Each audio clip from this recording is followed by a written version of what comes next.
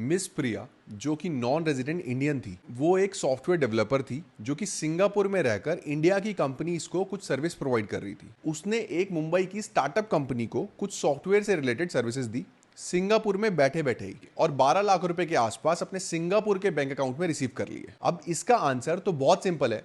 कि प्रिया जो कि सिंगापुर में बैठे बैठे सॉफ्टवेयर की सर्विसेज दे रही है मुंबई की एक कंपनी को, उसकी कोई भी इनकम इंडिया में टैक्सेबल नहीं होगी, क्योंकि इनकम टैक्स में यह लिखा है कि या तो वो इनकम इंडिया में रिसीव हो, इंडिया में एक्रू हो, या फिर इंडिया में डीम टू बी एक्रूड हो। बट इस केस में अगर ये सर्विस जो कि सॉफ्टवेयर से रिलेटेड सर्विस है, ये एक टेक्निकल सर्विस होती और वो सर्विस इंडिया के बाहर से ही प्रोवाइड कर रही होती, पर इंडिया की किसी कंपनी को जो कि रेजिडेंट है ऑब्वियसली इंडिया में, तो उस केस में ये income deem to be accrued in India मान ली जाती, और पूरी 12 लाख रुपए की इनकम जो कि सिंगापुर में बैठे बैठे रिसीव करी है, वो पूरी इंडिया में टैक्सेबल होती, और उस इंडियन कंपनी को जिसने उस एनआरआई को पेमेंट करी है, उसको उस पेमेंट पे टीडीएस काटने की रिक्वायरमेंट होती।